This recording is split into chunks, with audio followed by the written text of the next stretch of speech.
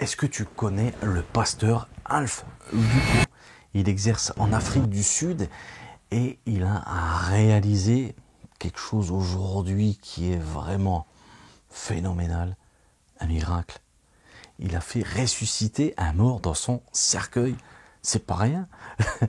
Donc je me suis dit, il faut que je vous partage cette vidéo-là avec vous. Si vous ne l'avez pas vue, regardez-la, vous allez bien rigoler.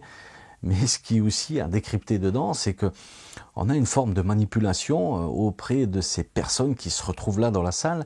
C'est pour ça que je vais débattre avec vous sur cette vidéo-là, c'est que on a beaucoup de personnes qui y croient.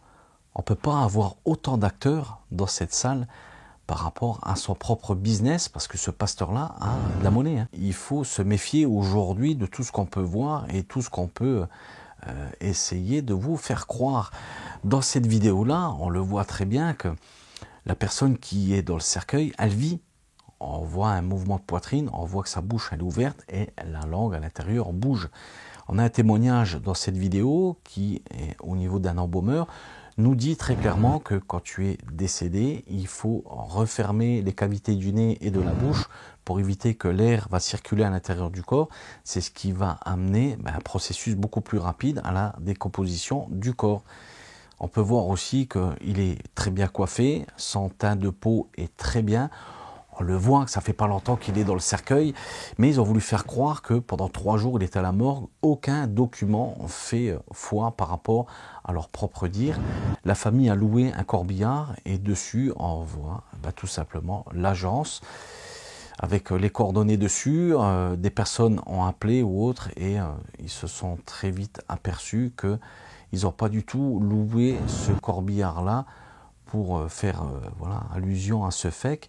Ils ont démenti, ils ont dit qu'ils se sont fait un petit peu rouler aussi par rapport à ces dires-là. Et je ne sais pas si en France, on pourrait nous louer un corbillard pour aller chercher son propre défunt. Je ne crois pas trop. Mais après, voilà, il y a beaucoup de choses dans cette vidéo-là à débattre. Et la personne qui se retrouve donc dans ce cercueil, c'est l'ancien caméraman de ce businessman, parce que pour moi, c'est pas un pasteur, c'est un businessman. Donc ils ont monté de toutes pièces ce scénario-là pour essayer de, je sais pas, faire un coup final, parce qu'on le voit plus apparemment sur ses propres réseaux. Aujourd'hui, il a été démasqué, enfin quand même, et j'espère que ces personnes autour de cette supercherie vont peut-être aussi avoir quelques problèmes par rapport à répondre de leurs actes, parce que c'est quand même pas rien de faire croire qu'on fait des miracles et qu'on réussit à ressusciter un mort. Il faut être complètement taré, parce que tu t'imagines bien que dans la tête des personnes qui se trouvent là dans cette salle vont aussi prochainement peut-être être face à des décès, et ils vont faire appel à ce pasteur pour dire il faut faire revivre la personne qui me tient à cœur et que je veux continuer à voir sur cette terre. Et lui, qu'est-ce qu'il va faire? Donc c'est un petit peu quand même compliqué à faire comprendre que dans cette grande communauté qui est cette planète, il y a des fous, il y a des tarés, il y a vraiment des gens qui devraient être en tôle et puis rester un certain temps à mûrir dans leurs propres conneries, parce que ça va loin quand même, hein. Honnêtement, ça va très très loin. Donc les complices aussi, parce que te mettre dans un cercueil et de faire croire que tu es mort, faire croire aussi que tu vas ressusciter et de sortir de ce cercueil, commencer à marcher un petit peu comme un zombie, de revoir sa femme, on le voit, il leur prête même pas du tout attention, on lui donne un plat où est-ce que, voilà, apparemment c'est ce qu'il aime manger, et il est plus ou moins amnésique, il se souvient plus trop des gens, de la planète, comment que c'est ou autre. On voit très bien que c'est surjoué et très mal surjoué. Et on peut revoir aussi à l'image, c'est que il trie ses aliments. Il sait que si ce riz-là n'est pas mélangé à cette sauce-là, ça n'a pas le même goût.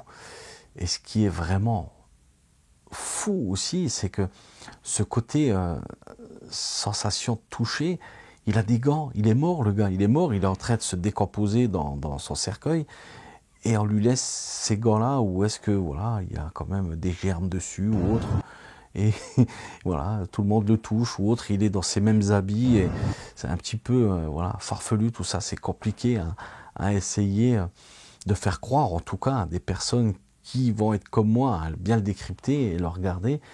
Comme quoi aujourd'hui, sur les réseaux, rien n'arrête personne. Et c'est juste pour nourrir tout simplement leur propre ego. Et franchement, ça peut faire froid dans le dos. Allez, je vous dis à très vite pour une prochaine vidéo où est-ce qu'on va essayer d'être dans un côté beaucoup plus réel et essayer de vous apporter des images tout simplement dans cette ambiance qui, je le trouve, est très sympathique.